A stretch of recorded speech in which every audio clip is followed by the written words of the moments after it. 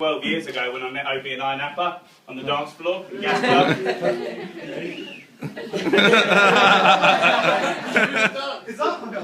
Can do the dance. Yeah, I met this guy, and who would have thought, like 12 years on from there, we're a little bit bigger, a little bit wiser, but yeah, we've definitely been through some ups and downs in our careers. We both come from a different career before we came here, and who would have thought our careers would have brought us to this point here. I'm going to be promoting him to management, and I know he's going to do a phenomenal job when he gets there, but once he turned up in Belfast, did I genuinely think he could have got to management?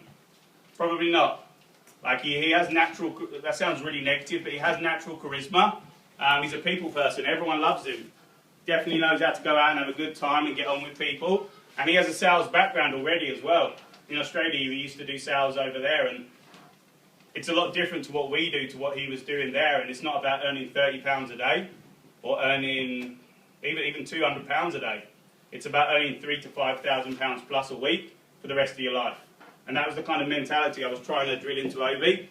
And what was it going to take to get there? It was going to take a work ethic that's unreal, other than you've ever done before. And on top of that, attitude. Like, I didn't have a good attitude before I came here. I thought I did.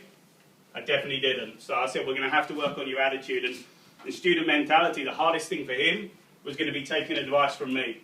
And he's one of my best friends. And if any of you think that I've gone easy on him and he's getting promoted now because he's one of my friends, then you're totally wrong. I've gone harder on this guy than you will ever imagine. Yeah? Seriously, why? Because it had to be done. Because there has to be a certain level of respect there. If you're going to take advice from someone, there has to be respect. And that's something we definitely both have for each other. And I'm really proud and really privileged to be here, standing here today, promoting this guy to management. Let's give it up for Obie, everyone!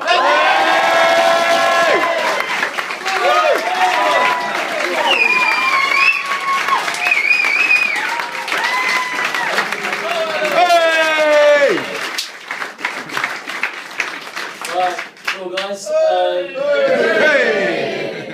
Yeah, first of all, like Matt said, I'd like to thank the guys that have made the journey down. So, got Dave Massey coming down from across the road. Jill and the guys from Nottingham. Scouts girls. And all the guys from Nottingham, I can see in the back end.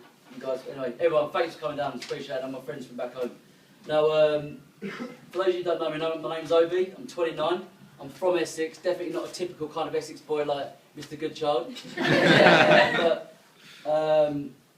yeah, coming from Essex, like, I'm quite a sociable guy, a bit of a chip on my shoulder. I come into this business and like everyone else, I'm thinking, what the hell's going on? Everyone high-fiving, the juice, what the hell's juice? And it took me like a long time to adjust everything. My journey started when I spoke to Matt on Facebook. So me and Matt have been friends for like 12 years, like he said, but it got to the point where we didn't really see each other much. So I'm on Facebook on one of my days off because I was in a recruitment job that I absolutely loathed. I literally used to get up every morning and dread it. Going into work was just the worst experience, like loads of you probably felt before you came here. So I'm on Facebook on one of my days off sick, and I'm talking to Matt, I'm like, oh, how you doing, mate? And he's like, yeah, good. I'm like, how are things? I'm like, oh shit, same shit, different day, you know, it's another day at work, hate it, blah, blah, blah. I'm like, just out of politeness, I'm like, how are you? He's like, yeah, amazing, business is good. I'm like, what the fuck's he doing? Business is good, life's good, what's going on? That ain't normal. So we started talking, and before Matt had already invited me down to see him, just to catch up in Belfast, and I was like, yeah, I'll come down, and I always fobbed it off, thought, no, ain't going to be anything I want to do. So I got to this point where I just hated my job, loathed everything about it, loathed everything where I was in life, so I decided to make the move and go and see him just for a visit. So Matt, when we were on Facebook texting to each other, whatever you want to call it, he says to me, okay, what's your passport number and your email address? I'm sitting there with my housemate Lewis, I'm like, he asked me your passport number, I'll give it to him. I was like, blood, he just sent me a ticket. This guy must be balling, he sent me like an £80 ticket like it's nothing. I was like, right, I'm going to Belfast. And then I started thinking about it, I'm like, Belfast? Like, if you're from Chelmsford, you watch BBC News or whatever, and you see Belfast, to me, that place is like war-torn Bosnia. So I'm like, I'm going to go Belfast, I'm probably the only black guy there. Got to watch out for the IRA. So I've got all these preconceptions. So I go to Ireland now.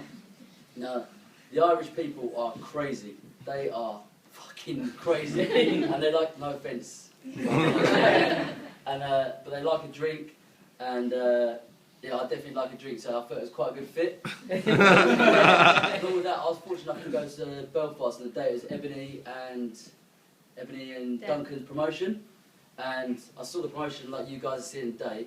I'm seeing it, and again, like you guys that are new, you see me do a speech, thinking, what the fuck's going on, like? But it just like I saw Ebony talking, and he just like I could relate to him so much. And I thought, well, if this guy can do it, I can definitely do it. So me and Matt are talking. I'm like, yeah, I want to go out and see what you guys do. So again, fortunately enough, is Ebony took me out and he showed me like an amazing day. And I was like, okay, so this is what you do. And I came back to the office that night, and Matt's obviously got a few businesses. In Wales, it just says MSG all around on the windows. I'm like, MSG? Well, Matt, come here. Tell me that ain't Matt Stephen Goodchild. He's like, yeah. This is your business? Yeah. Shit, I want OJS on my window. Like. That's all I think. Another massive thing for me was we went out for a drink that night, me, Matt, Dan F and Ebony. And if you don't know these guys, these are brilliant guys to get in contact with because they're absolutely crushing the business at the moment. Went out for a drink that night and Matt put a picture on Facebook and he tagged it, you know you can rename the pictures. He named it Obie and the Managers. And I didn't even start the business yet. I was fuming. I was thinking, what? Why can't you just put the managers or just the guys? You go on Facebook now, trust me, that picture now says the managers. Off my push week. So, true. So after going to see Matt in Belfast and get a taster for it, I was like, right, I'm going to go home, sort my life out, get rid of everything, and come back and obviously start. That's cool. And he's like, yeah, of course it is. So I went home, I quit my girlfriend, I quit my lease on my house, quit my job, and 3 weeks later I was back up, and Matt was actually in Cardiff at the time. So I came to Cardiff to see him, me and him were just hanging out in Cardiff for a couple of days catching up, one of the worst hangovers I ever had that Sunday. And when we was catching up just on old times, etc., got to go out again, and I said, right, it's time to actually start a job. So I went out, because he was in Wales, I went out and started learning what's going on in Wales for a few days. I actually got promoted in 3 days over there. On day 4 I went out to leadership. On day 4 I went out to the field. I actually had a Brogan/Daniel episode and I passed out. I was feeling pretty queasy. Yeah, I was feeling pretty queasy, so I went to this chip shop, jumped on a ledge about this high to sit down, and I was like, phew. And next thing I woke up with just like blood all over my face. And true to form, Matt putting in pictures of me looking all scarred up on Facebook telling me I got beaten up.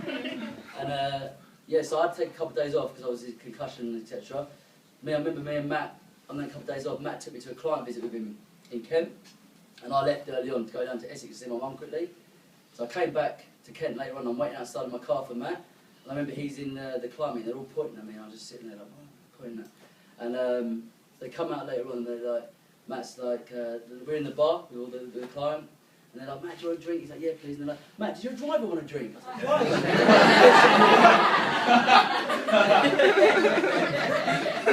driver will have a coke. Yeah, so like, back to Belfast, like I did have quite a few tough times over there.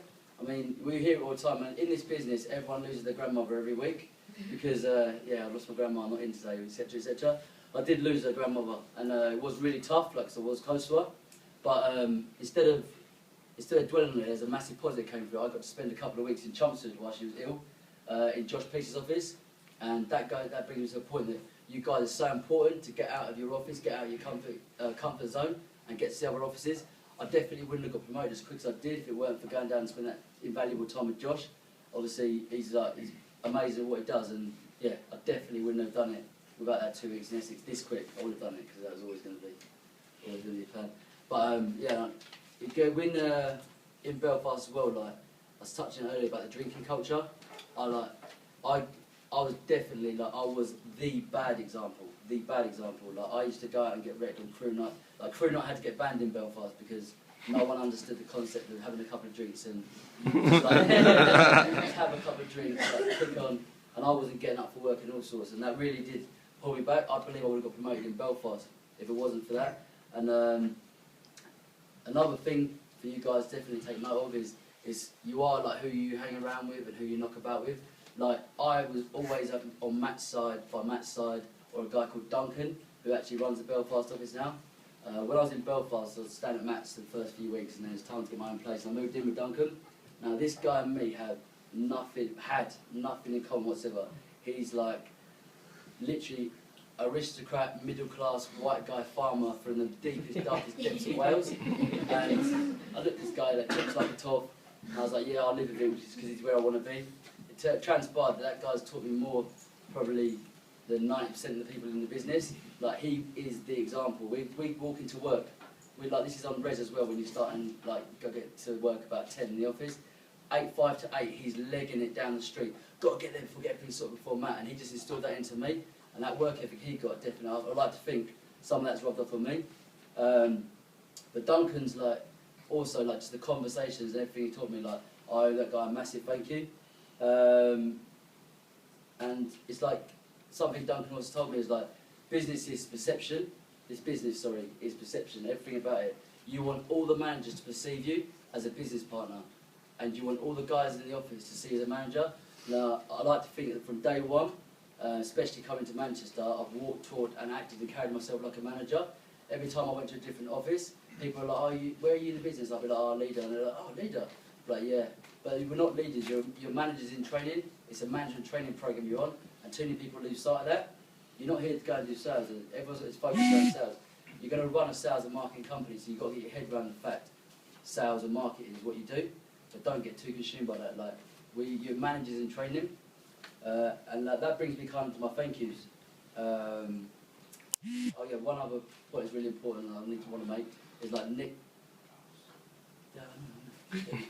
One other point I want to make is I was having a chat with Nick once, and he was telling me I was like, yeah, so many guys in the office. How do I make sure that I don't think guys are everyone's doing this for me? You want to treat the whole office as your crew, and that really helped me. And if you guys can take that on board, it really help you guys. I mean, my short-term goals are just to open up. Just in the within the next 12 weeks, I want to be a business owner. I want to be the MD. And it will happen. Just I will get promoted because obviously I'm really determined, and failing ain't an option for myself. Long-term goals, I definitely want to do the usual stuff, financial security for my parents, blah blah blah. But I wouldn't mind putting my nieces. No, I wouldn't mind. I'm going to put my nieces through private education for primary school. I'm also going to be opening a bar in Essex in the next 4 or 5 years. You're not invited, Nick. I'm going to, and I want to retire around early 40s in Australia, semi-retire, because you can't be doing nothing. And that brings me to my thank yous. Now, I want to thank people like Nick, because obviously he's promoted the program. He's always given me words of advice. As is Chris McKeedis, constantly at the top of the leaderboard. I've had fantastic conversations and words of wisdom and advice from Jack Burtock. Same thing from Victoria, who I'm lucky enough to live with, Matt, the lady that heads up all the social networking, and all the social networking team and all the receptionists, my crew. You guys, I'm so privileged, proud, and happy to have gone through this experience with you. And I genuinely can't wait until it's you guys up here. I'll probably be more happy for you guys than myself. I'm not going to go through all of you and say a bit, but just quickly Dom, Mike, David, Daniel, Alex, Fenn, Bryony, Brogan, Tin, Richard, Atif, Liam. You guys are my crew. Genuinely enough love to all of you. I'm very grateful. Need to say thank you to Duncan, Ebony and Dan, because them guys have helped me out loads as well. And obviously then finally Mr. Goodchild. Without getting too deep in D&M, what you want to call it, make sure you're my friend before the business. You taught me so much. I'm so proud that I've gone in your office. Matt is modest, he's the owner of the year, but when you introduce him as that, he gets upset. But you're the owner of the year for a reason. I can't wait. If I have half the success you have and half the manager you are, I'll be a proud man. So thanks, Matt. Juice! Cheers!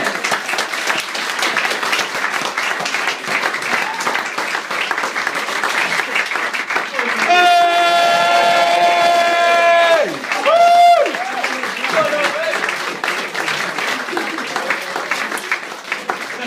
Woo!